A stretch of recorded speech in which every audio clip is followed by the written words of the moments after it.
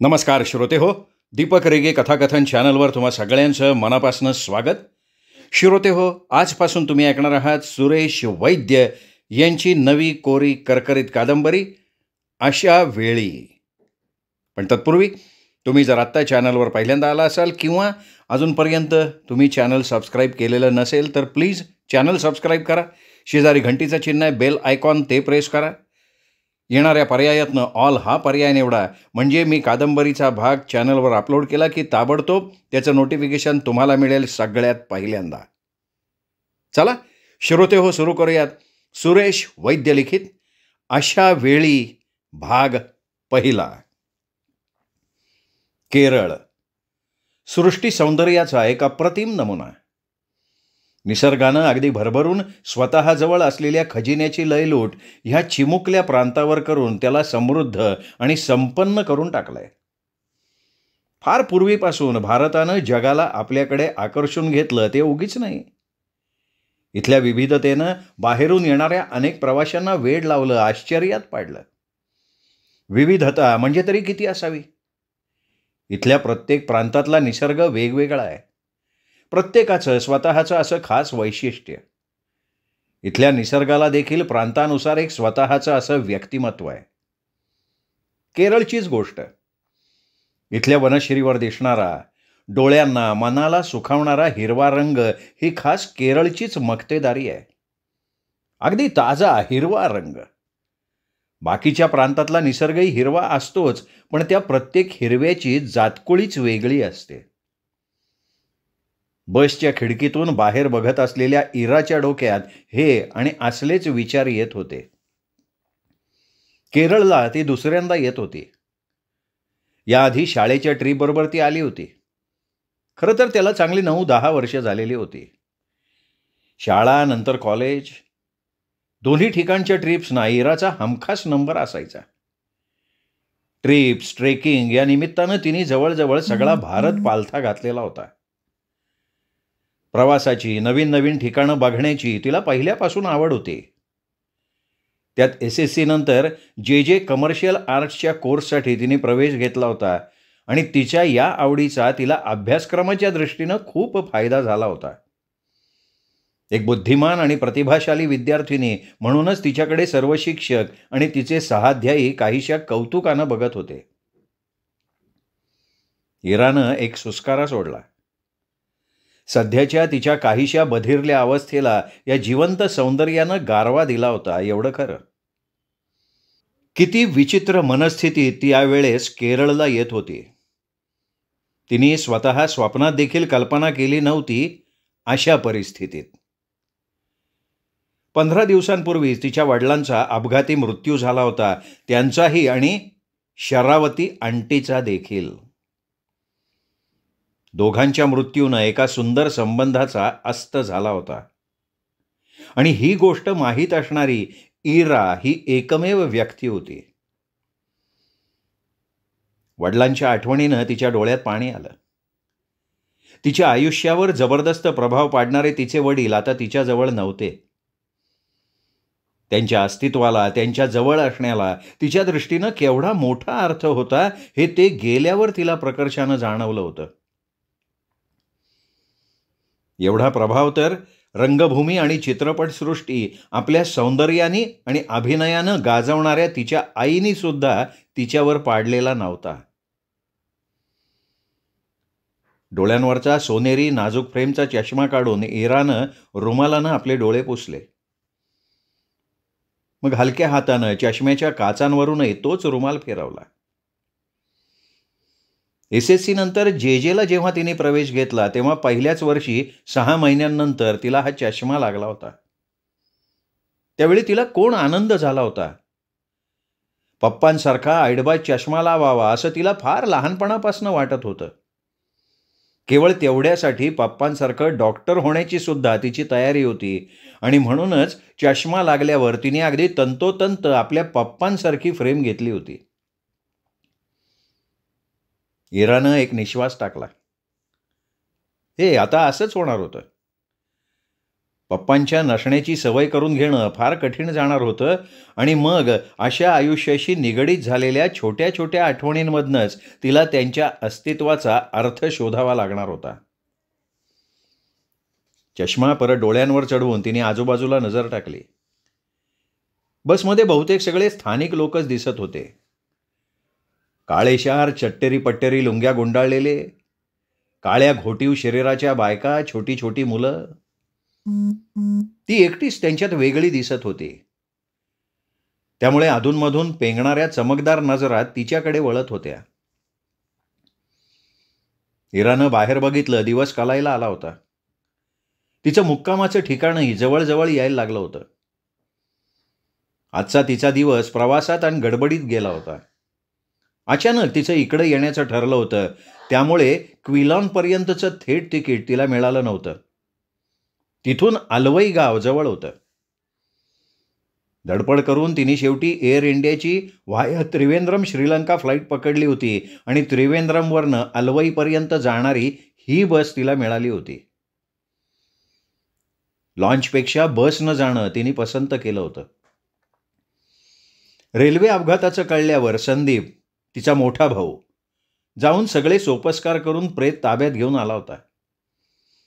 सगळी क्रियाकर्म 13वा वगैरे आटोपल्यावर तिच्या एकदम लक्षात आलं, पप्पांनी केरळमध्ये अलवई नावाच्या छोट्या गावाजवळ एक छोटंसं घर बांधलेलं होतं आणि वर्षातले 8 दिवस ते आणि शरा आंटी इथं येऊन घालवायचे.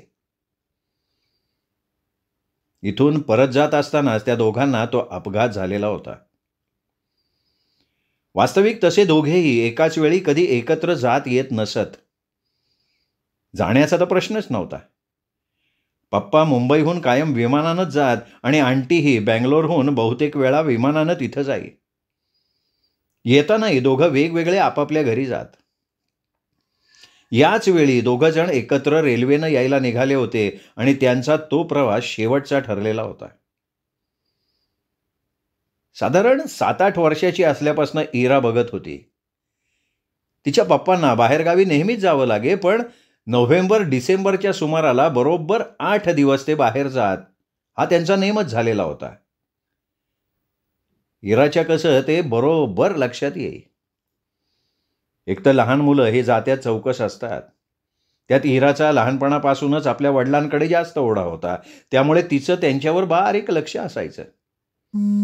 त्यावेळेस तिने त्यांना विचारल्याचंही तिला आठवत होतं, पण तिच्या पप्पांनी त्यावेळेला तिला उडवाउडवीची उत्तरं देऊन गप्प बसवलेलं होतं. त्यानंतर मात्र ती कॉलेजमध्ये जायला लागल्यावर त्यांनी तिला आपण कुठे जातो, का जातो हे सगळं सांगितलेलं होतं. ते कळाल्यावर इराला सगळ्यात जास्त कशाचं आश्चर्य वाटलं असेल तर आपल्या आईला हे कसं कळलं नाही याचं. संदीपचा एक जाऊ दे, त्याचं कधी घरात फारसं लक्ष नसायचंच, पण मम्मीच्या लक्षात कसं आलं नाही याबद्दल मात्र तिला थोडं आश्चर्य वाटलेलं होतं. पण मग तिच्या लक्षात आलं, नाटक, सिनेमा, शूटिंग यामुळे मम्मीला खुद्द स्वतःच्या मुलांकडे लक्ष द्यायला कधी वेळ झाला नव्हता, तर मग नवऱ्याकडे तर काय. शरा आंटीचा फोटोही तिने बघितला होता. विशेष सुंदर नव्हती ती, पण तिच्या चेहऱ्यावरचे ते मोठे निरागस डोळे, अवघ्या जगातलं सौंदर्य जणू त्या डोळ्यात साठवलेलं होतं. सगळं स्त्रीत्व, सगळी पवित्रता तिच्या डोळ्यांमधूनच व्यक्त होत होती. या उलट तिची आई विलक्षण सुंदर होती, नाजूक होती. पण इराला तिची आई तर लांबच, पण स्त्री सुद्धा वाटली नव्हती. पप्पा आणि आंटी वारल्यावर तिला जाणवलं, आता इथे येऊन त्यांच्या सगळ्या खुणा पुसायला हव्या होत्या, त्यांच्या सामानाचीही व्यवस्था लावायला हवी होती. ज्या एका हळव्या क्षणी पप्पांनी तिला आपल्या संबंधांविषयी सर्व सांगितलं होतं, त्याच वेळी त्यांनी तिला या घराविषयी माहिती दिलेली होती. त्यामुळे तिला तशी काही अडचण आली नसती. पप्पांचं गुपित तिला गुपितच ठेवायचं होतं. त्यामुळे या घराविषयी तिने घरात काहीही सांगितलं नाही. 13वा झाल्यावर आपण केरळला जाऊन येणार असल्याचं तिने मम्मी आणि संदीपला सांगितलं. पण दोघांनीही विशेष उत्सुकता दाखवली नाही की तिच्याबरोबर येण्याची तयारी दाखवली नाही. इराला सगळ्यात लागलं ते मम्मीचं वागणं. संदीपचं ठीक होतं, त्याचं आणि पप्पांचं फारसं कधी पटलं नव्हतं. पप्पांच्या मते तो अगदी आईवर गेला होता, त्यामुळे त्याच्या उडवाउडवीच्या वागण्याचं तिला विशेष काही वाटलं नाही. पण मम्मी, 25 वर्षांचं सहजीवन संपुष्टात आलं. इतकी वर्ष ज्याच्या सहवासात वावरलो तो माणूस निघून गेला, त्याचं तिला काहीच वाटू नये. अगदी शांतपणे मम्मीनं तिला शूटिंगच्या तारखांची यादी ऐकवली होती. तिला शूटिंगला जायला हवं होतं. स्वतःचा नवरा वारला म्हणून काय झालं, शो मस्ट गो ऑन. स्वतःच्या वैयक्तिक दुःखासाठी दुसऱ्याचं नुकसान का होऊ द्यायचं. तिच्या लिपस्टिकनं रंगवलेल्या ओठांमधनं ती वाक्य ऐकत असताना इराला जणू वाटत होतं की ती तिच्या कुठल्या तरी फिल्मी दृश्याची तालीम करतेय. प्रदर्शनावर तसं बघितलं तर इराचा सुद्धा विश्वास नव्हता. आपल्या भावनांचं प्रदर्शन करणं तिला कधीच रुचलं नव्हतं. त्यामुळेच मम्मीच्या अशा वागण्यावर तिने कधीही आक्षेप घेतला नसता. पण तिला माहिती होतं तिच्या ह्या वागण्यात शांत गंभीरता नव्हती, एक अलिप्त कोरडेपणा होता. जणू 25 वर्ष ती कुणा अनोळखी व्यक्तीबरोबर वावरत होती, राहत होती. पप्पा गेले हे समजल्यावर इरानं अगदी आतून उन्मळून पडणं जितकं खरं होतं, तितकीच संदीप आणि मम्मीची बेफिकीर तटस्थता सुद्धा खरी होती. इरानं स्वतःची मान हलवली, जणू अजूनही पप्पा वारले यावर विश्वास बसत नसल्यासारखी. आणि तिने विश्वास ठेवावा तरी कसा. ते केरळला निघाले होते, त्याच्या आदल्याच रात्री दोघांनी कितीतरी बेत ठरवलेले होते. शराला तुझी भेट घ्यायची इच्छा आहे इरा, बोलता बोलता अचानक पप्पा तिला म्हणाले होते. तिनेही जरासा धक्का बसून विचारलं होतं, माझी?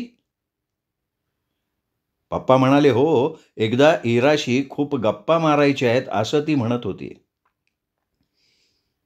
तुझं ते चित्र आहे ना, सूर्यकिरणातली एक सकाळ, त्याचा फोटो काढून मी तिला पाठवून दिला होता. तिला खूप आवडलं ते चित्र.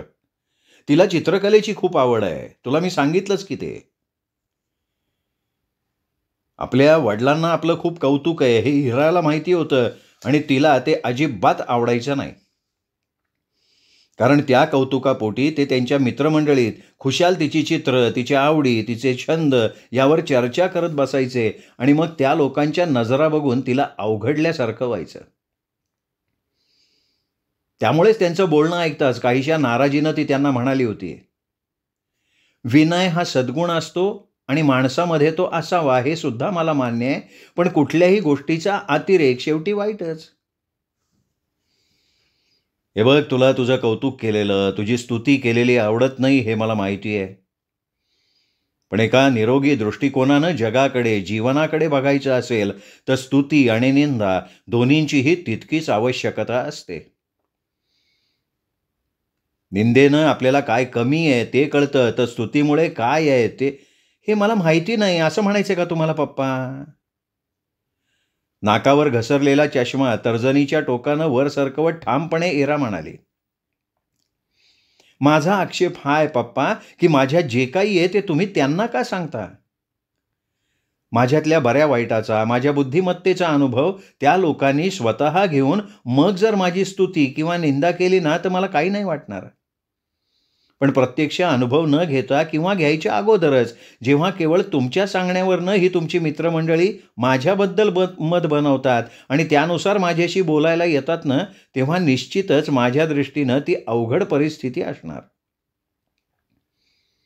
तिचं बोलणं ऐकत असलेले वडील काहीशा कौतुकानं तिला म्हणाले, बघ, एवढी विचारी आणि शांत मुलगी मला आहे आणि तरीही मी तिचं कौतुक करू नये हा? न राहून इरा हसली होती. तिच्या पप्पांचा हा अगदी खास स्वर होता. तिचं हसणं थांबताच ते गंभीरपणे म्हणाले, माझ्याकडून तुझ्या बाबतीत थोडा अतिरेक होत असेलही. थोडा?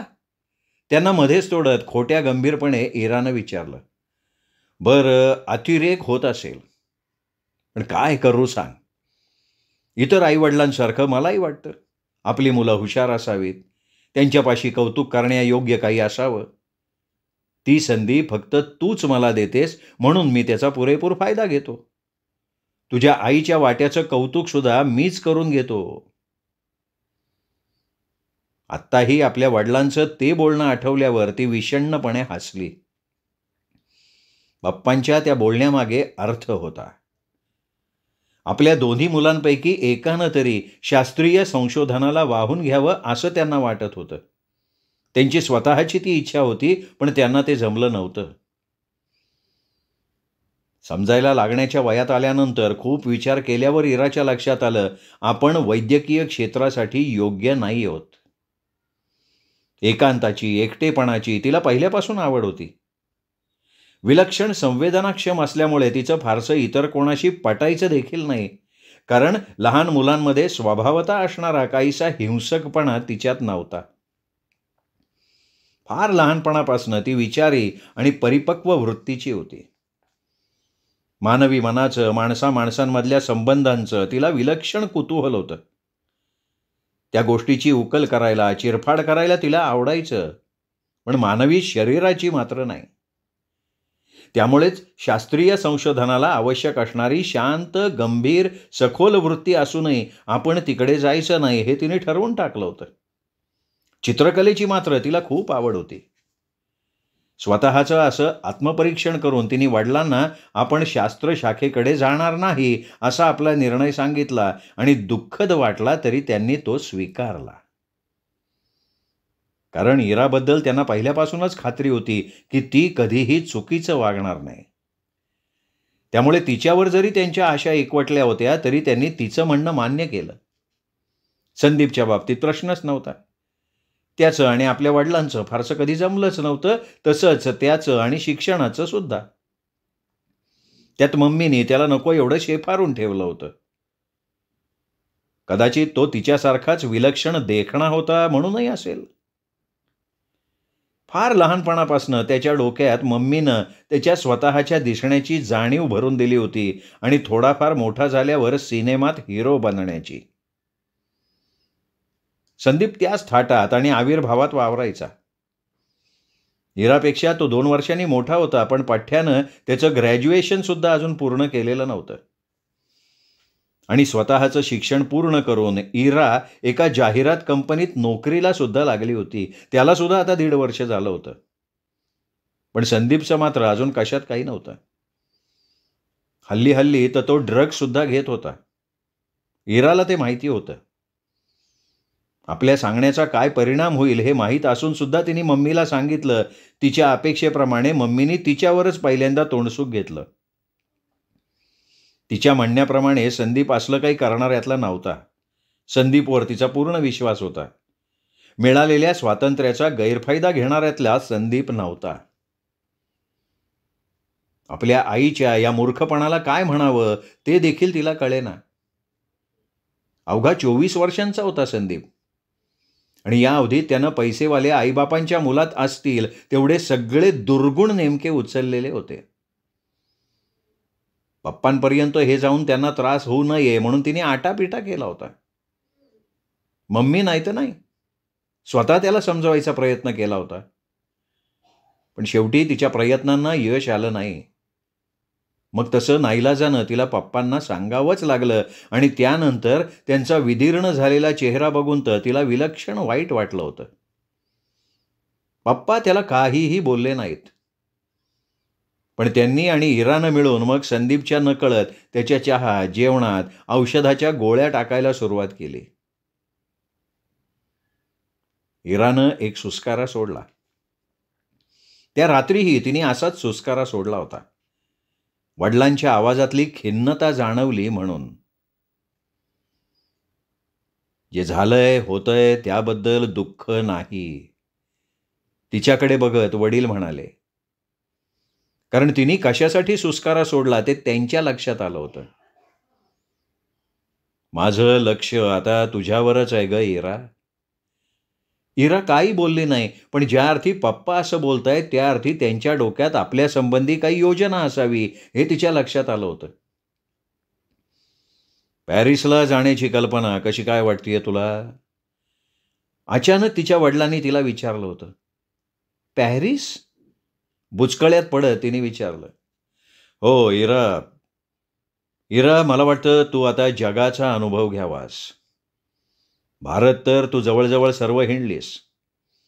आपला देश, आपली संस्कृती, इथले माणसं तुझ्या चित्रांमधनं व्यक्त झालीत.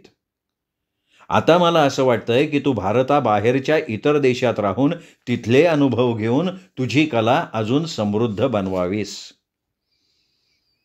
चित्रकलेच्या पुढच्या शिक्षणासाठी पॅरिसच्या आर्ट अकॅडमीत तुला सहज प्रवेश मिळेल. पॅरिस म्हणजे युरोपमधल्या कलेचं माहेरघर आहे. तिथल्या चित्रकलेच्या शिक्षण देणाऱ्या संस्था इंग्लंड, अमेरिकेपेक्षा देखील जास्त मान्यता प्राप्त आहेत. अहो पप्पा, पण काहीशा अनिश्चिततेनं काय बोलावं ते न सुचून इरा थांबली. पप्पांच्या एकंदर बोलण्यावरनं त्यांनी ह्या गोष्टी अगदी ठामपणे ठरवल्यात असं दिसतच होतं. आणि ही कल्पना तर तिलाही आवडली होती. तिची मूळची भटकी वृत्ती उफाळून वर यायला लागली होती. हे बघ, बाकीची तुझी व्यवस्था मी करून देईन. ती थांबलेली बघताच हिरिरीनं आपला मुद्दा मांडत ते म्हणाले, तुला फक्त फ्रेंच शिकायचा त्रास घ्यावा लागेल. तिथून मग तुला सर्व जगभर हिंडता येईल. ती जबाबदारी माझी. जे क्षेत्र निवडलंयस त्यात तू अग्रेसर बनावं असं मला वाटतंय. मला माहिती आहे तुझ्यात प्रतिभा आहे, बुद्धिमत्ता आहे. केवळ मुंबई आणि महाराष्ट्रापुरती तू मर्यादित राहू नयेस. तुला आंतरराष्ट्रीय कीर्तीची चित्रकार झालेलं मला बघायचं आहे ग इरा. आपल्या वडिलांच्या उत्साहानं भरलेल्या चेहऱ्याकडे बघत त्यावेळी ती स्तब्ध बसून राहिली होती. जिद्द हा तिच्या वडिलांच्या स्वभावाचा स्थायी भाव होता. त्या जोरावरच ते आयुष्यात कुठून कुठपर्यंत आले होते. त्यांच्या डोळ्यांमधनं टपकणाऱ्या उल्हासाकडे बघत ती काहीशी मिश्किलपणे म्हणाली, पप्पा, ही कल्पना नक्की तुमचीच ना? नाही, संपूर्णपणे माझी नाही. प्रामाणिकपणे कबुली देत वडील म्हणाले, तुझ्या त्या चित्राचा फोटो बघितल्यापासनं शर्राचं चाललंय की तुला परदेशात पाठवावी. तरी मला वाटलंच, इरा हसत म्हणाली. म्हटलं, पप्पांच्या डोक्यात हे आलं तरी कसं? आहे, हे काही बरं नाही हं इरा. तक्रारीच्या सुरात पप्पा म्हणाले, अगं याचा अर्थ तुझा बाप मठ्ठ आहे, त्याला आपल्या मुलीचं बरं वाईट काही कळत नाही असा होतो बरं. नाही छेचे, असं कसं? खोट्या गंभीरपणे इरा म्हणाली, याचा अर्थ शरा आंटी फार हुशार, दूरदर्शी, गुणांची पारख करणारी आहे असा होऊ शकत नाही का? हो का? आणि मग दोघेही कितीतरी वेळ खळखळून हसत होते. बसमधल्या कलकलाटानं इरा भानावर आली. बस थांबली होती आणि उतरण्यासाठी सगळ्या लोकांची एकच गर्दी उडाली होती. आपली छोटीशी सुटकेस आणि खांद्यावरच्या लेदर बॅगचा पट्टा सावरत इरा उठली आणि त्या गर्दीचा एक भाग बनली. खाली उतरून तिने आजूबाजूला नजर टाकली. केरळच्या त्या हिरव्या आणि जिवंत निसर्गावर रात्रीत परावर्तित होत असलेल्या संध्याकाळचा काळपटपणा पसरायला लागला होता. बस जिथे थांबली होती तीच पाऊलवाट पुढे गेली होती आणि दुसरा एक फाटा वळण घेत उड्या मारत गावाच्या बाजूला गेला होता. त्याच पाऊलवाटेनं इरा चालू लागली. पप्पांनी बांधलेली बंगली गावाच्या बाहेरच होती. 7-8 दिवस राहण्याच्या उद्देशानं ती आली होती, त्यामुळे बरोबर तिने चित्रकलेचं साहित्य सुद्धा आणलं होतं. ते कपडे, खाण्याचे आणि काही कोरडे पदार्थ. त्यामुळे कितीही नाही म्हटलं तरी सुटकेस आणि लेदर बॅग जड झालेली होती. या हातातून त्या हातात सुटकेस पेलत इरा डाव्या बाजूच्या फाट्यानं आत वळली. थोडीशी चढण चढून ती परत डाव्या बाजूला वळली. एवढ्या लांबूनही गर्द झाडीत लपलेला तो लाल चुटूक कौलांचा, उतरत्या छपराचा आणि दगडी बांधकामाचा छोटा बंगला तिला दिसला आणि तिने सुटकेचा निश्वास सोडला. समोर घर दिसताच आपण खूप दमलो असल्याची तिला जाणीव झाली. आता आत जाऊन थोडा वेळ पडावं असा विचार करून तिने झपाझप चालायला सुरुवात केली. इरा घरापाशी पोहोचली तेव्हा तिला दिसलं त्या छोटेखानी बंगल्याच्या चहूबाजूनं कुंपण घालून मोठं आवार बनवलं होतं आणि त्याची व्यवस्थित निगा राखली होती. याचा अर्थ पप्पांनी कोणा स्थानिक माणसाला बंगल्याची देखरेख करण्यासाठी नेमलेलं होतं. फाटकाचा लोखंडी कोयंडा उचलून तिने आत प्रवेश केला. आपल्या पाठीमागे तिने फाटक परत लावलं. त्या नीरव शांततेत त्याचा आवाज एकदम घुमला. फाटक लावून ती वळली आणि जरा थबकली. बंगल्याचं मुख्य दार बंद होतं, पण त्याला तिच्या अंदाजाप्रमाणे कुलूप नव्हतं. ती दुसरी पायरी चढत असताना दार उघडलं गेलं, बहुतेक फाटकाच्या आवाजामुळं. इरानं वर पाहिलं आणि ती पुन्हा थांबली. दार एका तरुणानं उघडलं होतं आणि ह्या क्षणी तो काहीशा आश्चर्यानं तिच्याकडे बघत असला तरी त्याच्या चेहऱ्यावरचे संतप्त भाव ते मात्र लपत नव्हते. श्रोते हो, हा होता सुरेश वैद्य सरांच्या अशा वेळी या कादंबरीचा पहिला भाग. दुसरा भाग उद्या. तोपर्यंत नमस्कार मित्र हो.